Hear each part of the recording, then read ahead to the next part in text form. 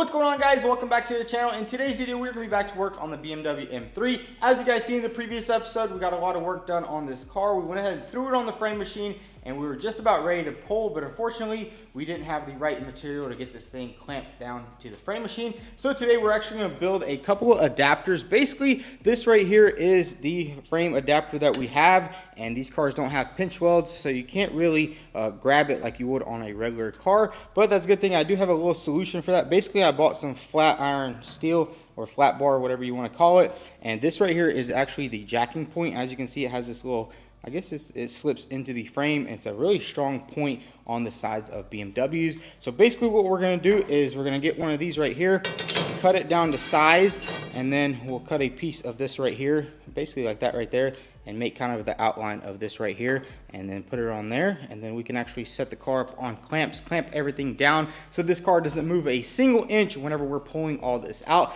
because this is some pretty serious frame damage right here. And in order to get a good pull on something, you definitely want to make sure you're not moving the car around every time you go to pull, because then you'll throw off some of your measurements and stuff like that. But anyways, let's get straight to it. Let's build this custom adapter and get this BMW set up on these clamps, get everything nice and secure so we can go ahead and start pulling out all of this serious damage.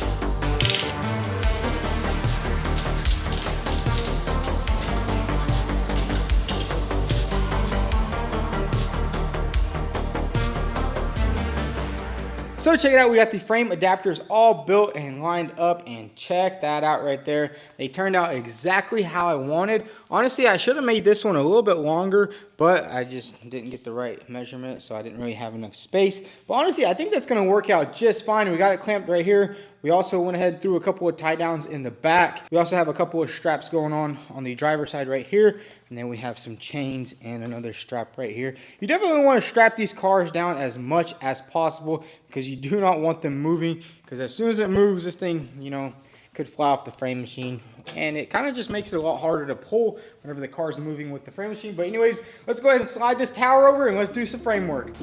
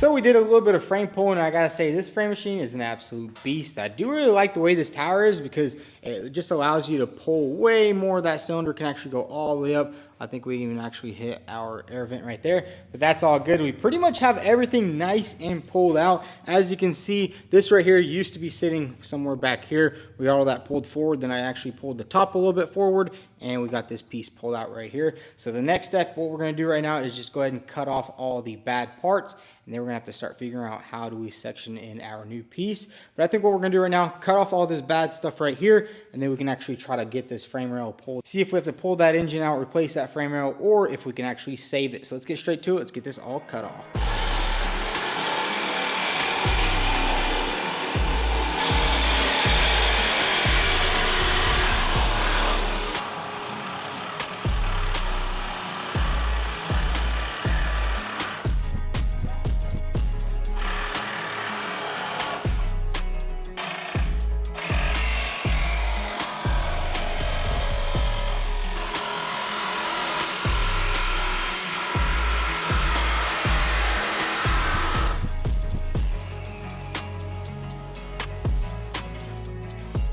So check it out, we just cut off the entire shock tower, and now it's time to go ahead and focus on the frame rail. First thing we're gonna do is actually remove the rest of this right here, basically a couple spot welds, get all that off right there, kind of clean up the frame rail so we have direct access to the metal, because usually whenever there's like seam sealer and stuff like this, you can't really hammer and flatten it out. And what I'm thinking we're gonna do is basically grab this plate right here, slide it in the back, put a bolt through here, and basically just pull it all the way out, and hopefully we can save this thing. So let's get straight to it.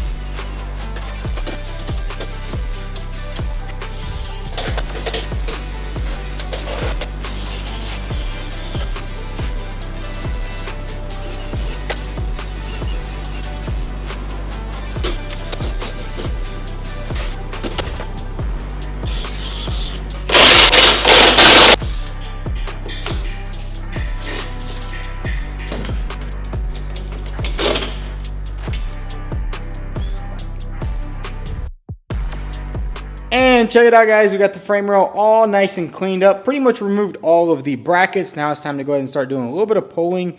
And as you guys see, my original plan was kind of to grab one of these flat bars, kind of stick it back in there and bolt it to a bolt and kind of just pull everything forward like that. Unfortunately, there is a subframe mounting bracket right here inside there, so it kind of blocks it off. So there's only access this far, so we're gonna have to think of something different. But I think what we're gonna do right now is basically just go ahead and grab a clamp right here and kind of pull all that over this way and see if we can get some progress going on there, because you can see this thing is a banana right now and it's supposed to be perfectly straight. I mean, worst case scenario, we'll just go ahead and splice in a new piece of frame rail, which we have sitting right over there.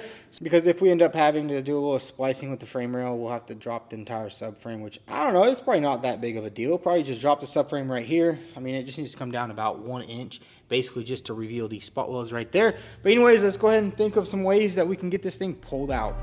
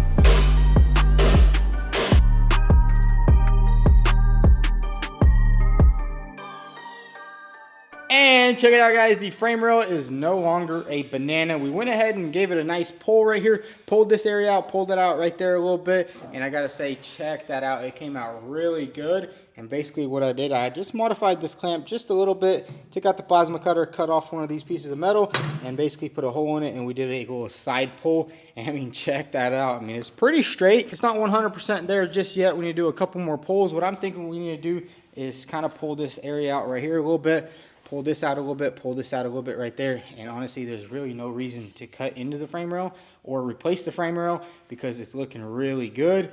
Honestly, we won't know 100% until we do get our new apron on there. I mean, that entire area basically goes right behind these little brackets right there. So even if it is a little bit off, you'll never see it and it'll still look 100% factory OEM. Basically just gonna spot weld right there, spot weld in there, and then it'll all be good to go. But anyways, let's continue doing a little bit more pulling right here. Just kind of slightly pull this stuff out. I think what I'm gonna do is just grab a piece of metal, weld some tabs on, pull it out right there, pull that out, pull that out, and this frame rail will be saved. I mean, that saved us a lot of time, energy, because if we were to replace this frame rail, I mean, it would never be like 100% like factory because you're still cutting and splicing, which kind of sucks. I mean, the original way would be take everything out and go all the way into the firewall, but honestly, there's no need for that. We straightened everything out. This thing is going to perform just how it should, but let's continue working on this frame rail and get this all as flat as possible.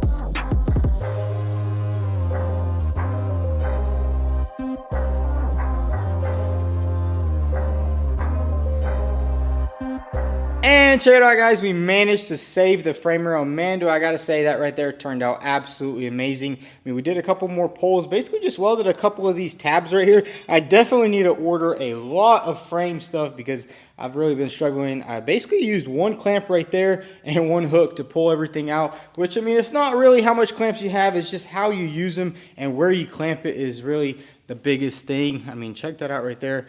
Pulled it all out. It's still not 100% done. I definitely want to test fit the new strut tower before I do any more pulling. Make sure that it's in the right area and make sure that we don't over pull anything, because whenever you over pull it, then you have to kind of wreck it again.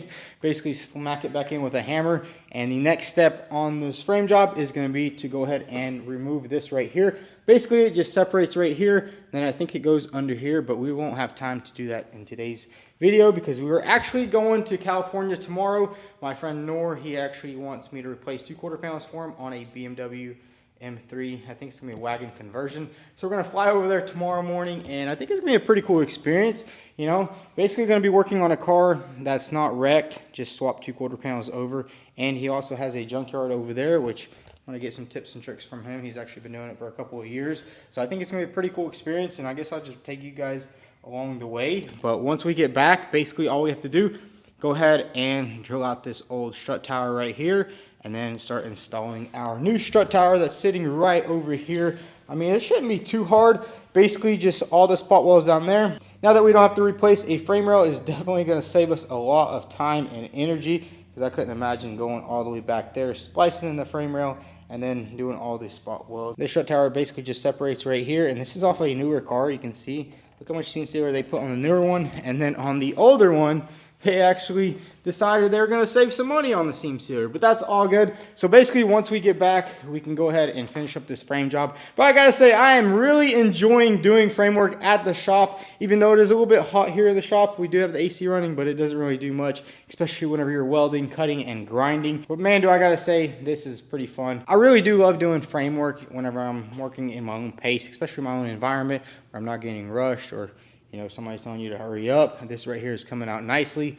I mean, once we get that strut tower on, get everything lined up, we can throw on the new hood, throw on the new fender, throw on all the parts, and see how everything lines up. I think it's gonna be good. Honestly, this frame looked a lot worse than it actually is, and check it out, we're almost there. So I'm gonna catch you guys in California. So guys, we just made it all the way over here to California to my friend Noor. He actually has a shop over here called Naughty Auto Parts. And what are you building, a BMW M3 wagon?